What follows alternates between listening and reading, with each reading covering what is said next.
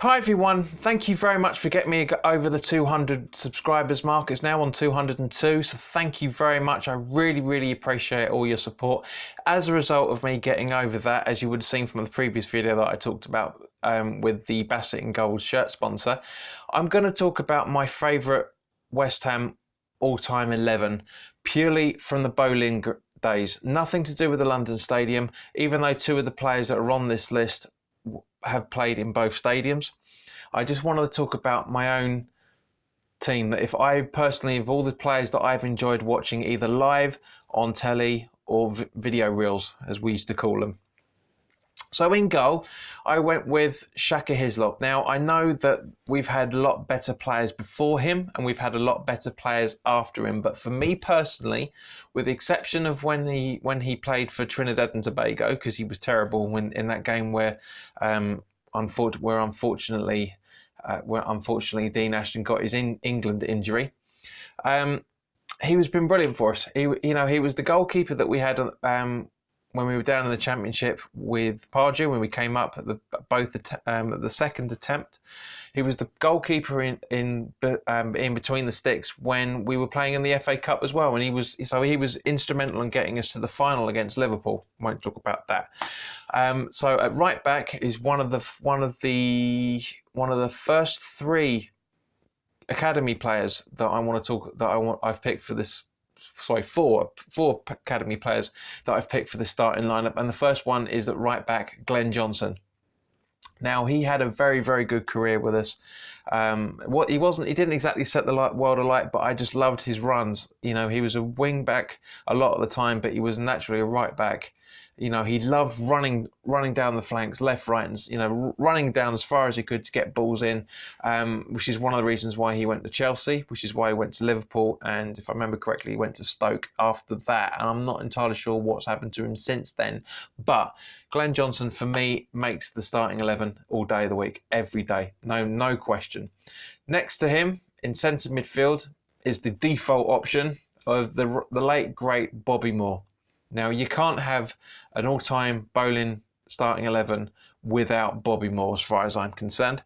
He was great in every shape or form. He embodied West Ham through as an academy graduate, through to leading England to win the World Cup. We won the FA Cup under him.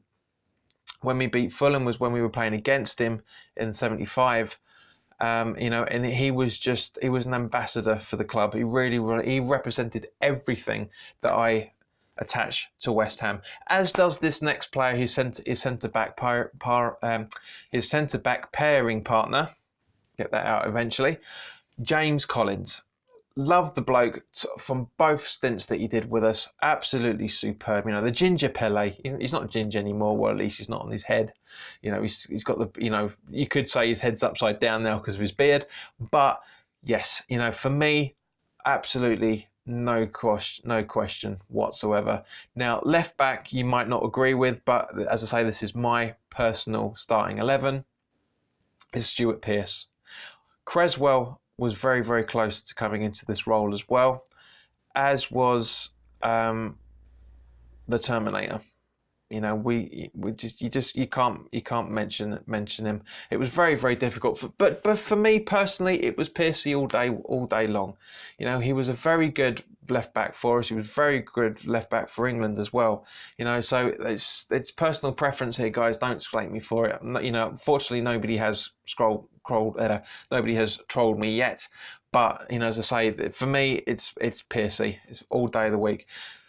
Now, the defensive midfield option, again, by default, but he deserves it. I love this bloke. He represents everything. Again, what the academy stands for is Mr. Mark Noble, Mr. West Ham. Fantastic player. I can't praise the guy highly enough. He's done everything that we've wanted him to.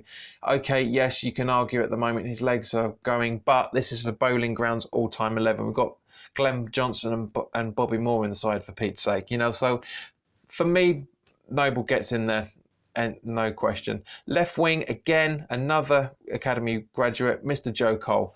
Loved him at both stints of the club. It was a shame that we lost him to Chelsea.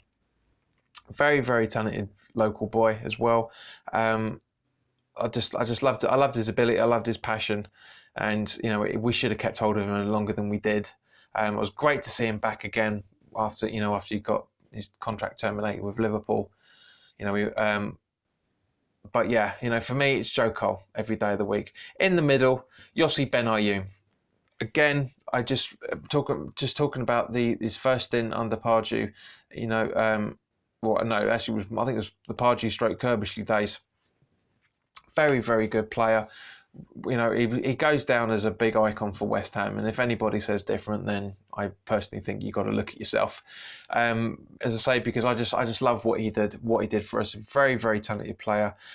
Couldn't really make the grade the second time round due to his injuries, and likewise why he was never really picked for the Israeli side as well because of his injuries. But very, very good player. Julian Faubert out on the right. Again, loved his work play, his work rate when we had him. Yes, okay, he wasn't always the best, but I just loved his passion. That's what we want. We want players. I mean, he set up one of the best own goals when we were down in the Championship. Absolutely superb. He crosses the ball in, it hits the Derby defender, and it goes into the back of the net. Superb. Loved him. And last but not by no means least, the two up front now.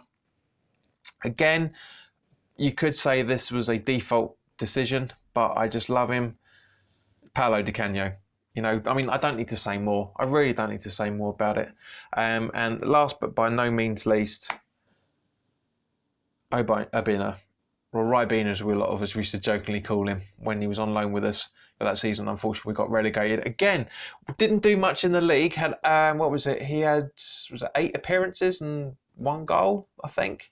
But in the League Cup and the cup runs we had in that season, he was lethal. He set up all 4 goals against Man United in the League Cup. He scored a hat-trick in the cup run as well against Nottingham Forest or Nottingham County, one of the two.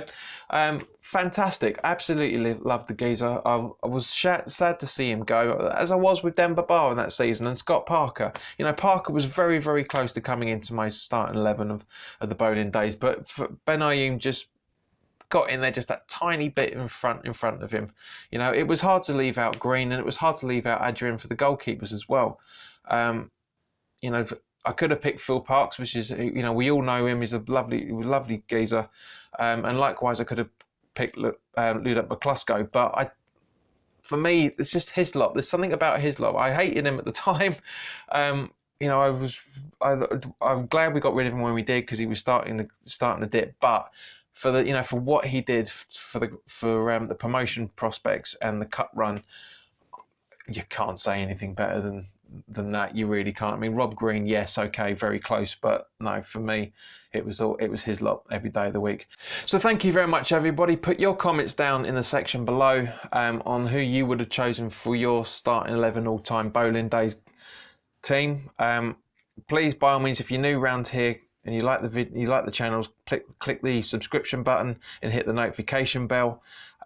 Please also share the video if you know anybody that would want to watch it, and please like the video as well if you've enjoyed it. As I say, I want to know your thoughts on who you would do for your starting 11 of purely the Boleyn Ground days only.